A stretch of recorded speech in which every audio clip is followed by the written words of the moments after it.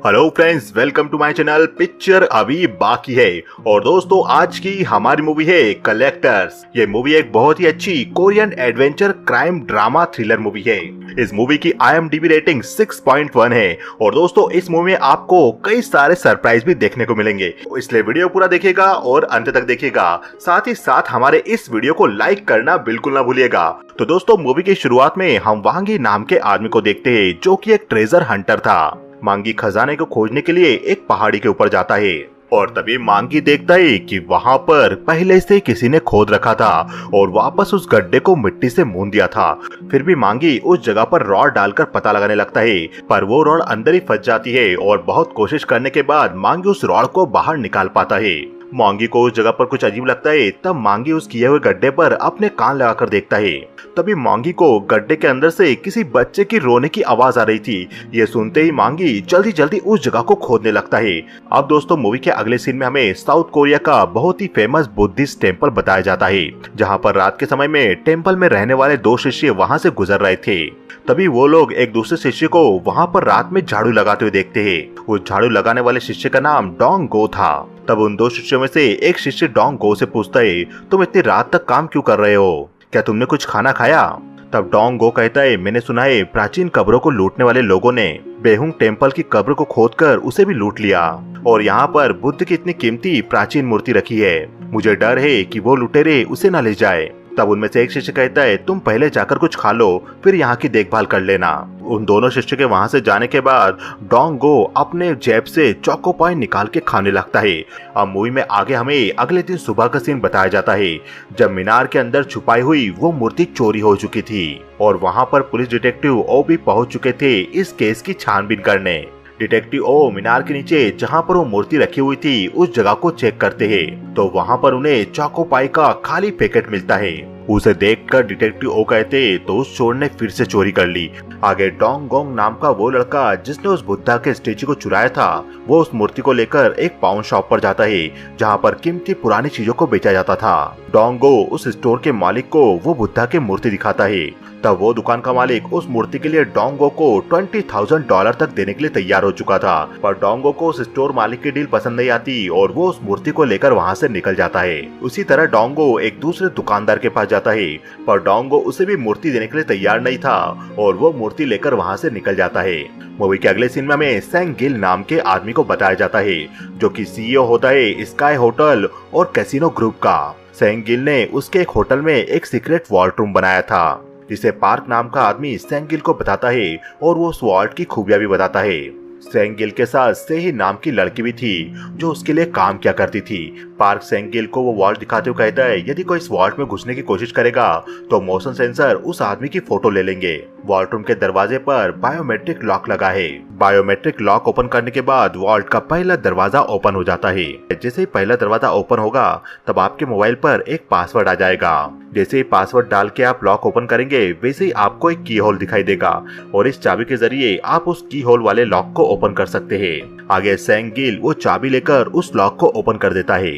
उस vault room में महंगी एंटिक चीजों को रखने की म्यूजियम जैसी जगह बनी थी। आगे पार्क कहता है, इस वॉल्ट रूम की आउटर वॉल मोटे कंक्रीट से बनी है, जो कि 1 मीटर एरिया को कवर करती है। अगर कोई इस वॉल को तोड़कर किसी तरह अंदर भी आ जाता है, तो वो हमारे लगाए हुए मोशन सेंसर से नहीं बच सकता। आप पहले इंसान हो जिसने इस जगह पर विजिट किया है। तब सेंग गिल पार्क से पूछता है, क्या तुमने इस जगह को डिजाइन किया है और बिल्ड किया है? तब पार्क कहता है, मैंने सिर्फ इसे डिजाइन किया है। आगे सेंग गिल होटल के बाहर जाता है और सेही उसे छोड़ने आती है। तब सेंग गिल सेही से कहता है, मैंने सुना है कि होंगयोंग टेम्पल से किसी ने बुद्धा की मूर्ति चुरा ली है। उस आदमी को ढूंढो, मुझे उस आदमी से मिलना है। और हाँ, ग्वेन को बुलाओ। जिस पार्क नाम के आदमी ने वॉल्ट को डिजाइन किया है, उसे ठिकाने लगा दो। आगे सेंग गिल का ग्वेन नाम का आदमी झील के किनारे पार्क को टॉर्चर करता है और फिर उसके मुंह में मछली का कांटा डाल के उसे झील में फेंक देता है, पर मछली का कांटा पार्क के मुंह में फंसकर वहीं टूट जाता है और पार्क पानी के अंदर डूब जाता है। उसी वक्त ग्वेन को सेही का कॉल आता है।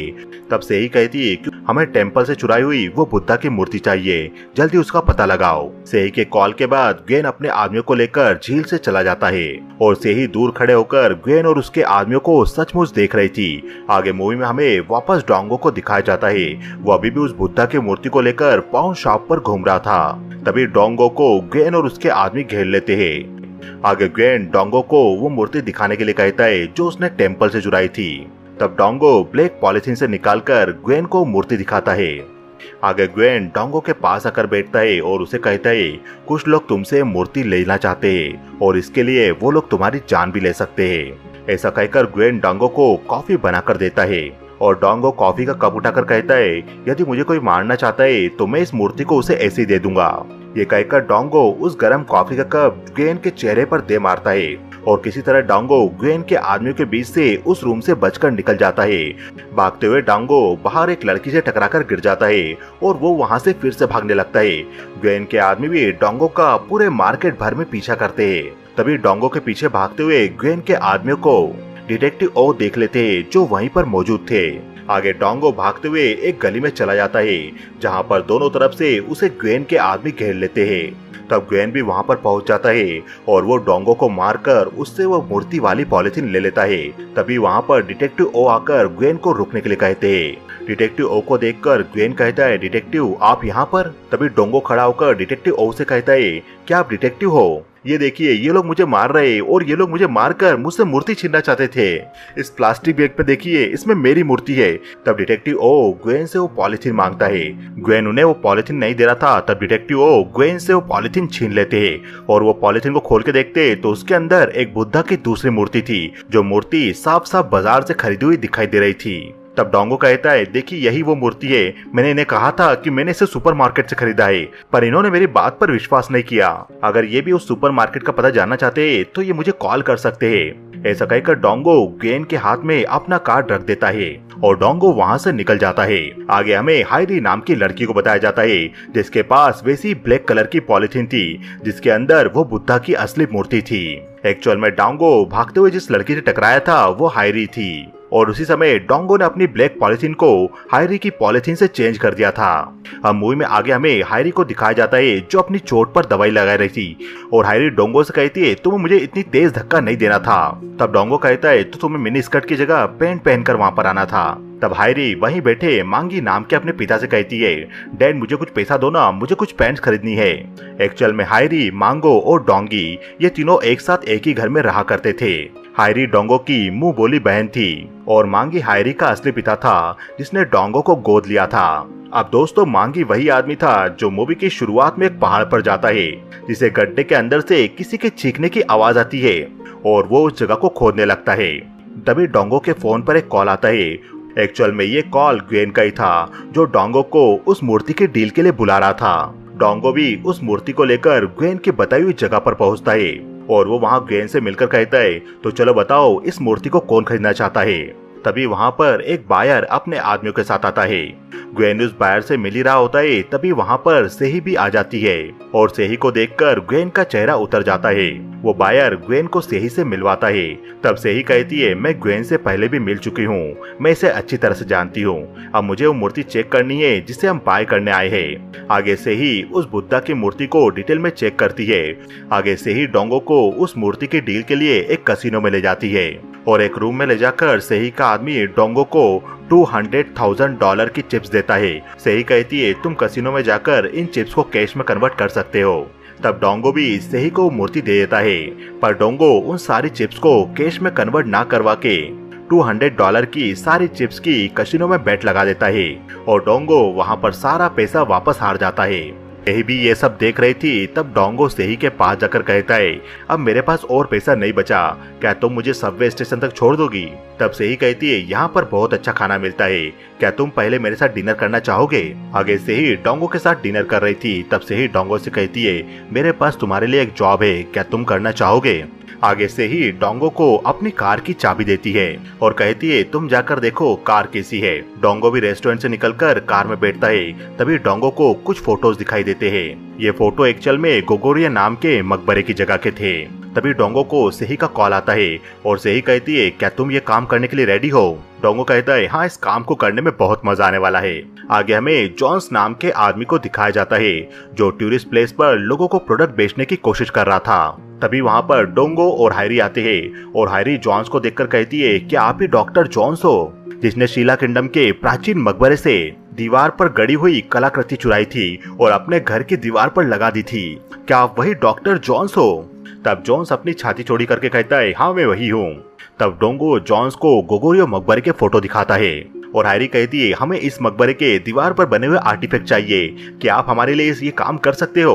तब जॉन्स कहता है, क्या तुम लोग पुलिस वाले हो? तुम यहाँ से निकल जाओ, मुझे कस्टमर देखना है। तब डोंगो डॉक्टर जॉन्स को कैलकुलेटर पर अमाउंट लिख कर देता है कि अगर वो इस चोरी में साथ देगा तो उसे कितना पैसा दिया जाएगा। बहुत बड़े अमाउंट को देखकर डॉक्टर जॉन्स चोरी करने के लिए रेडी हो जाता है। आगे डोंगो और जॉन्स फ्लाइट लेकर चाइना की यांजी सिटी में जाते हैं, जहां पर एयरपोर्ट पर सेही ने पहले ही लोकल गाइड को भेज रखा था। आगे वो गाइड एयरपोर्ट से उन दोनों को मकबरे वाली जगह पर ले जाता है, जहां पर मकबरे के चारों ओर फेंसिंग लगी हुई थी और पुलिस वाले भी मौजूद थे। आगे वो तीनों फेंसिंग काट कर छुपते छुपाते उस मकबरे के करीब जाते हैं और डोंगो उस मकबरे की वॉल को ढूंढ लेता है जहाँ पर वो खुदाई करते हैं। खुदाई करते ही वो वॉल टूट जाती है और वो तीनों लोग मकबरे के अंदर एंटर हो जाते हैं। अंदर जाकर वो लोग देखते हैं कि मकबरे के वॉल पर काफी सारी पेंटिंग बनी हुई थी जिन्हें उन्हें चुरा कर ले जाना था। वो एक ऐसी कटिंग मशीन अपने साथ लाए थे जो डायमंड कट करने के काम आती थी। उस मशीन पर लगे तार के जरिए वो वॉल की ऊपरी सतह को काट देते हैं जिस पर वो पेंटिंग्स बनी हुई थी और वो उस वॉल के हिस्से को पार्ट में काट कर एक बॉक्स में रख देते हैं। तभी उनके साथ आया गाइड उन दोनों पर गन अड़ा देता है और वो उनसे कहता है, तुम दोनों ने बहुत अच्छा काम किया।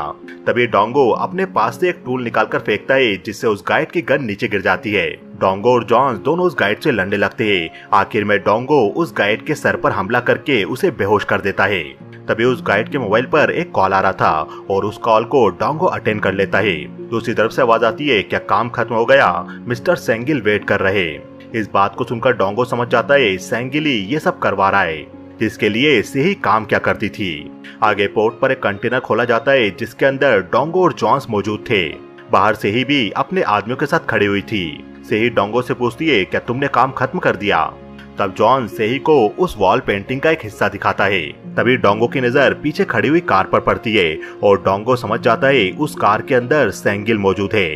तब डोंगो उस पेंटिंग को उठाकर कहता है, मैं जानता हूँ उस कार में वो आदमी मौजूद है जो इस पेंटिंग को खरीदना चाहता है।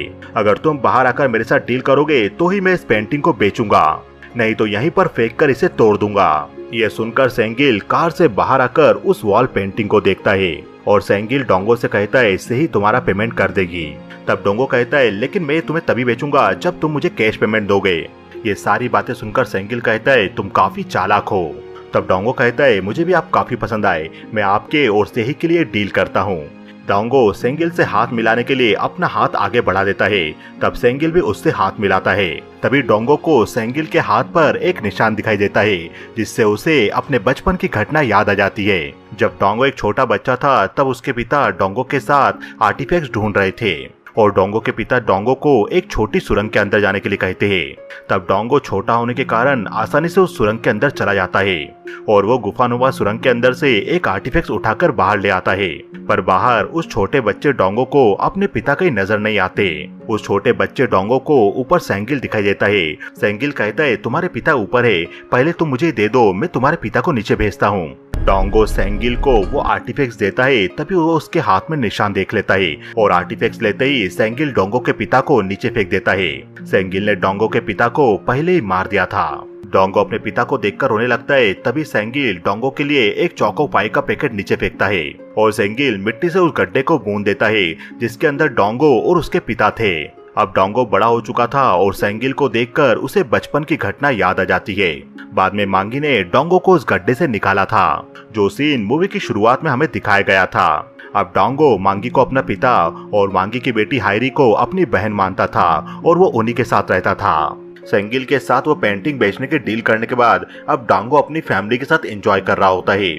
आगे वो लोग साथ में बैठकर लंच करने लगते हैं। तभी डॉक्टर जोन्स कहता है, आगे हमें कहाँ पर चोरी करनी है, अंकोर वाट टेम्पल में या माचू पिच्चू में? तब डोंगो कहता है, सियोलोंग मकबरे में जो गंगनम सिटी में है। आगे डोंगो सेही के साथ उस मकबरे के सामने ही खड़ा हुआ था।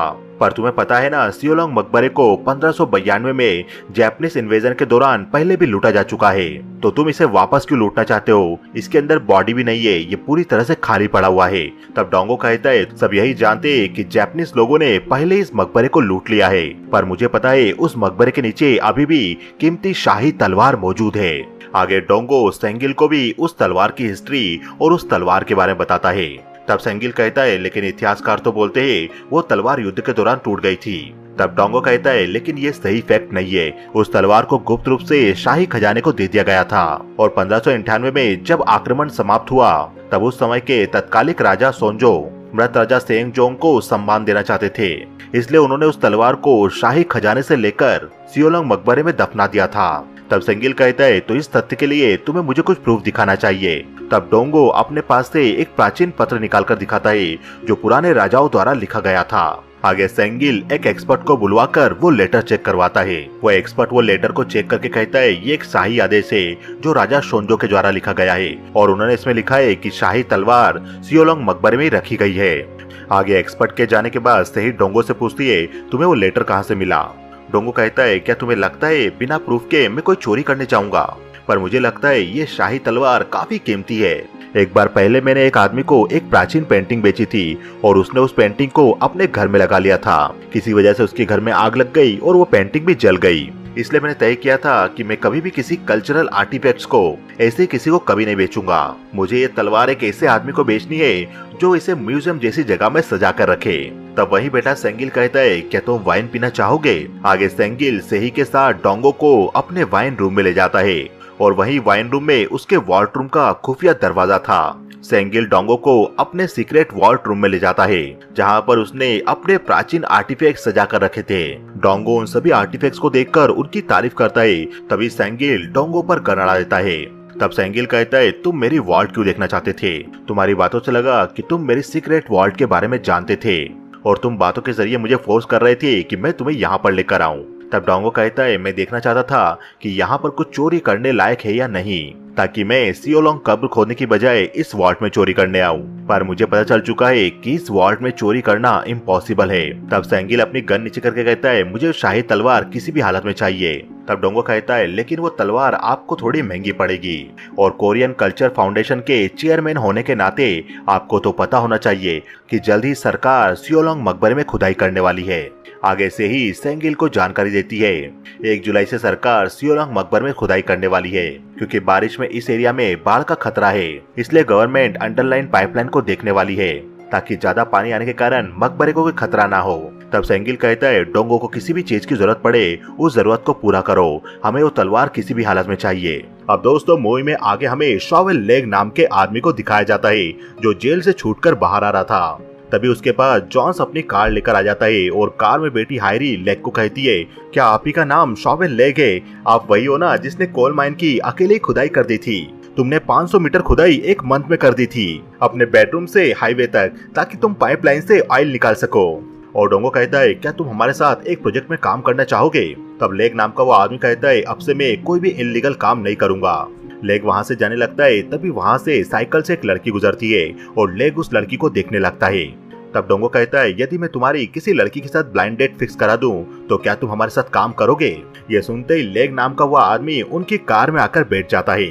आगे वो लोग मकबरे में रॉबरी करने की प्लानिंग करने लगते हैं। तब डोंगो सभी को कहता है कल्चर हेरिटेज एडमिनिस्ट्रेशन जल्द ही रेस्टोरेशन का काम शुरू करने वाला है 1 जुलाई से, तो हमारे पास मकबरे में रॉबरी करने के लिए सिर्फ 45 दिन बचे हैं। तब लेग कहता है हमें मकबरे के आसपास ऐसी जगह ढूंढनी होगी जहां से हम मकबरे के टनल की खुदाई का काम शुरू कर सके।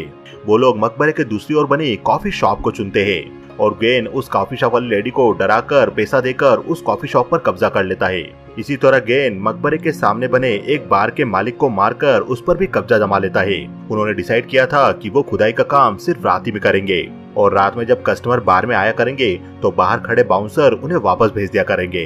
वो लोग बार में तेज म्यूजिक चलाएंगे इसलिए किसी को बार में खुदाई की आवाजें भी नहीं आएगी। आगे वो बार के अंदर से ही टनल खुदाई का काम शुरू कर देते हैं और खुदाई की गई मिट्टी को वो लोग कैफे के जरिए बाहर निकालकर भेज दिया करते थे। आगे डोंगो और गेन दोनों बार में अकेले होते हैं। तभी डोंगो को वॉकी टॉकी पर उसकी टीम का मैसेज मिलता है और डोंगो उस टनल के अंदर चला जाता है और टनल से होते हुए वो ड्रेनेज सिस्टम में जाता है। आगे वो तीनों सीवर लाइन से होते हुए उस जगह पर पहुंच जाते हैं जहाँ पर वो मकबरा था। डोंगो मिनी कैमरा से ऊपर की तरफ देखता है तो उसे गार्ड वहाँ पर पेट्रोलिंग करता हुआ दिखाई देता है। तब लेग डोंगो को कहता है यहाँ पर नाइट पेट्रोलिंग होती है, यदि हम ड्रिल करेंगे तो हम पकड़े जाएंगे। तब डोंगो कहता है तो हमें बारिश का वेट करना होगा। आगे वो लोग बारिश का वेट करते हुए मौसम के समाचार देखने लगते हैं। तभी उन्हें हायरी आकर कहती है बाहर जाकर देखो, बाहर ऑलरेडी बारिश हो रही है। अब आगे हमें सेंगिल को दिखाया जाता है जो लड़कियों से मसाज करवा रहा था। तब से ही चुपके से सेंगिल के गले में लटकी हुई वॉल्ट रूम की चाबी की फोटो ले लेती है और वो अपनी टीम को फोटो भेज देती है नकली चाबी तैयार करवाने के लिए। अब बारिश गिरने लगी थी इसलिए डोंगो और उसकी टीम सीवर लाइन में खुदाई करने लगी थी। अब आगे हमें सेही को दिखाया जाता है जो पार्क नाम के उसी आदमी से जाकर मिलती है जिसने सेंगिल की वॉल्ट को डिजाइन किया था। एक्चुअल में जब ग्वेन ने पार्क के मुंह में कांटा फंसाकर उसे नदी में फेंका था तब सेही भी वहां मौजूद थी और ग्वेन के जाने के बाद सेही के आदमियों ने पार्क को पानी से निकाल दिया था। आगे पार्क सेही को सेंगिल के बायोमेट्रिक फिंगरप्रिंट देता है और कहता है इसे मैंने अपनी हार्ड ड्राइव से रिकवर करके बनाया है, इसके जरिए तुम सेंगिल के वॉल्ट रूम को ओपन कर सकती हो। अब डोंगो के पास खुदाई करने के लिए सिर्फ एक दिन का ही समय बचा था और वो खुदाई करते करते मकबरे तक पहुंच जाते हैं। उन्हें मकबरे की लाइमस्टोन की व्हाइट कब्र दिखाई दे जाती है। दूसरी तरफ मकबरे के ऊपर भी सरकार द्वारा खुदाई करवाने के काम की तैयारी की जा रही थी। तभी वहाँ डिटेक्टिव ओ आकर गार्ड को कहता है ये सरकार द्वारा खुदाई का काम बारिश के मौसम में क्यों किया जा रहा है। तब गार्ड कहता है सरकार के लोगों का कहना है अभी अच्छा समय चल रहा है, पर डिटेक्टिव आप यहाँ पर क्या कर रहे हो। तब डिटेक्टिव ओ कहता है मुझे मेरे बड़े ऑफिसर्स ने कहा है कि जब तक यहाँ का काम खत्म नहीं हो जाता आपको यहीं रहना होगा। आगे सेंगिल को भी बार में बुलाया जाता है और ग्वेन उनसे कहता है मैंने पूरी तैयारी कर ली है ताकि आप अपनी आंखों से यहाँ पर बैठकर उस तलवार को देखो। दूसरी तरफ टनल में डोंगो ने अपने हेलमेट पर कैमरा लगा लिया था जिसके जरिए सेंगिल टनल के अंदर होने वाले सारे काम को लाइव देख पा रहा था। आगे वो लोग स्प्रे करके लाइम स्टोन को गलाने लगते हैं। होल होने के बाद डोंगो उस होल के अंदर एक मिनी कैमरा भेजता है और उन्हें उस मिनी कैमरे में सचमुच वो शाही तलवार दिखाई दे जाती है। ये देखकर सेंगिल बहुत खुश होता है कि सचमुच ऐसी कोई तलवार अभी भी मौजूद है। तब सेंगिल ग्वेन को कहता है जैसे तलवार हमारे हाथ में आए उन लोगों को मार देना। आगे ग्वेन अपने एक आदमी को लेकर टनल में जाने लगता है और वो अंदर काम कर रहे डोंगो से कहता है जल्दी किसी भी तरह से वो तलवार निकालो। तभी उनका जनरेटर खराब हो जाता है और जॉन्स डोंगो को कहता है हमें अब जनरेटर लेने बाहर जाना होगा। तब वहीं खड़ा ग्वेन जॉन्स के हाथ में चाकू मार देता है और वो डोंगो के गले पर चाकू अड़ाकर कहता है अब यहाँ से कोई बाहर नहीं जाएगा। तब डोंगो कहता है जॉन्स को छोड़ दो ताकि वो ऊपर जाकर विस्फोटक ला सके, इससे हम जल्दी तलवार निकाल पाएंगे। देखो टनल में पानी तेजी से भरा रहा है। तेजी से बढ़ते हुए पानी को देखकर ग्वेन जॉन्स को वहाँ से जाने देता है। जॉन्स ऊपर जाने लगता है तभी वो रास्ते में लगे बल्ब को बंद कर देता है और टनल में अंधेरा हो जाता है। ग्वेन टार्च चालू करता है तब उसे अपने सामने कहीं भी डोंगो दिखाई नहीं देता। तभी अचानक से डोंगो पीछे से आकर ग्वेन पर हमला कर देता है और उन दोनों के बीच में हाथापाई होने लगती है। जॉन्स टनल से ऊपर आकर सीवर लाइन तक पहुंच गया था और वो नीचे लाइट फेंकने लगता है। दूसरी तरफ सेंगिल भी लाइव डोंगो और ग्वेन को लड़ते हुए देख रहा था और उसे गुस्सा आ रहा था। उसी वक्त से ही सेंगिल का मोबाइल बदल के वहां से चली जाती है। सेंगिल देखता है तो सेही उसके आसपास नहीं थी। सीवर लाइन में जॉन्स टनल की ओर देख रहा था तभी ग्वेन का आदमी आकर उस पर भी हमला करता है। तब जॉन्स और वो आदमी भी आपस में लड़ने लगते हैं। दूसरी तरफ डोंगो किसी तरह ग्वेन से लड़कर ऊपर आने लगता है। तब ग्वेन उसका पांव पकड़ लेता है। दूसरी तरफ जॉन्स जिस आदमी से लड़ रहा था उसकी आंखों में स्प्रे करके उसे मार देता है। जॉन्स नीचे टनल की ओर देखता है तो टनल अब धंस चुकी थी। ये देखकर जॉन्स रोने लगता है कि डोंगो भी मारा गया, लेकिन जॉन्स के पीछे डोंगो आ जाता है। वो टनल धंसने से पहले ही बाहर निकल चुका था और ग्वेन टनल के अंदर ही मारा जा चुका था। सेंगिल बाहर वेट ही कर रहा था तभी टनल के अंदर से डोंगो और जॉन्स बाहर निकल कर आते हैं। तब सेंगिल उन पर गन अड़ा देता है। सेंगिल कहता है टनल कोलैप्स हो चुकी है और कल सुबह से सरकार वहाँ पर खुदाई करने वाली है। तब डोंगो कहता है हम ऊपर से खुदाई करके उस तलवार को निकाल सकते हैं। मकबरे के चारों ओर गैस, सीवर और पावर लाइन है।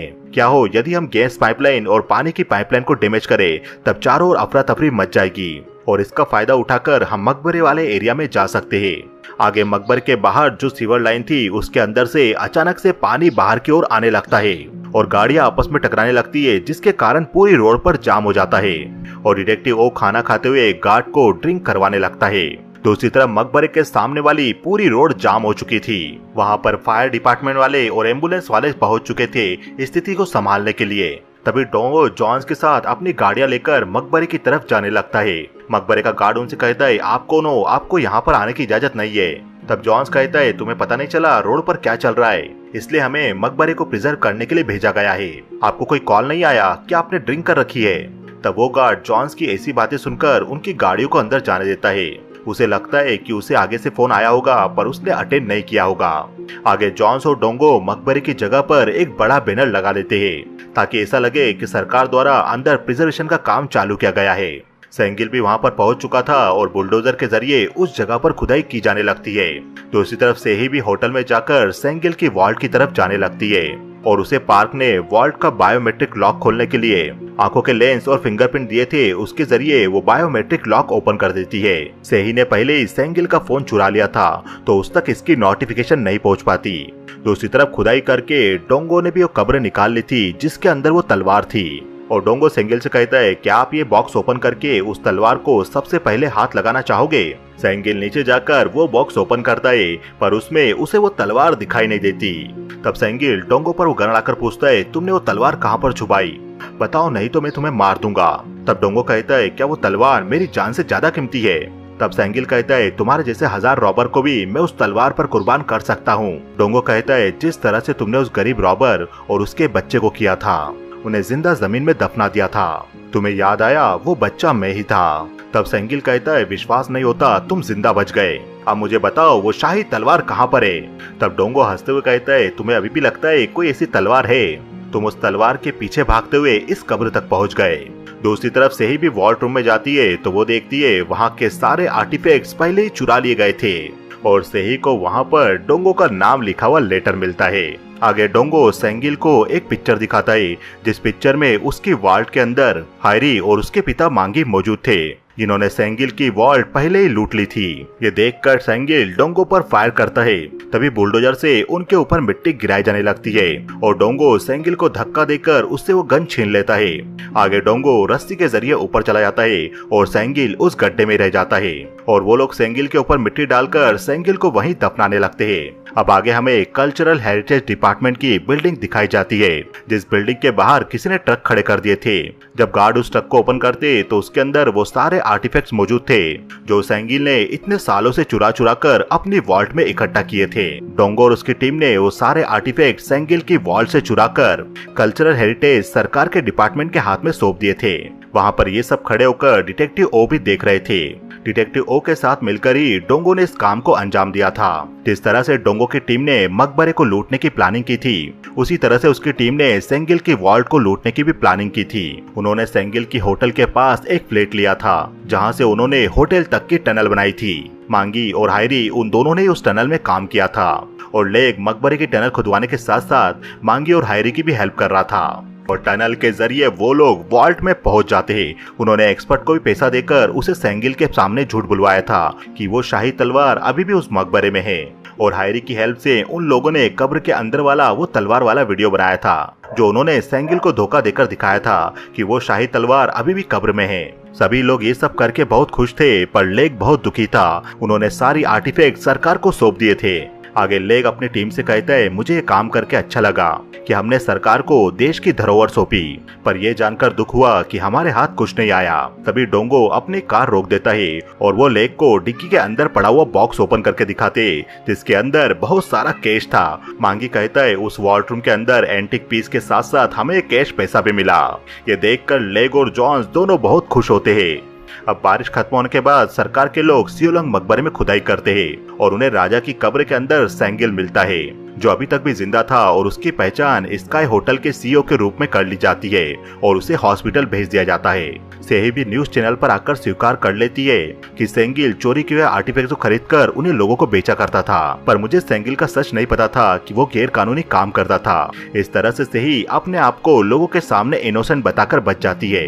आगे सेही को डोंगो को कॉल आता है और डोंगो सेही से कहता है तुम काफी अच्छी एक्ट्रेस हो, मैंने न्यूज चैनल पर देखा तुमने कैसे अपने आप को इनोसेंट साबित किया। तब सेही कहती है अभी तुम कहाँ पर हो। डोंगो कहता है अभी हम सभी जापान जा रहे हैं। सेही समझ जाती है कि डोंगो की टीम जापान में वापस आर्टिफैक्ट चोरी करने जा रहे हैं और ये मूवी यहीं खत्म हो जाती है। तो दोस्तों आपको ये वीडियो कैसा लगा हमें बताइए कमेंट सेक्शन में और हमारे इस चैनल को सब्सक्राइब करना बिल्कुल ना भूलिए क्योंकि पिक्चर अभी बाकी है मेरे दोस्त।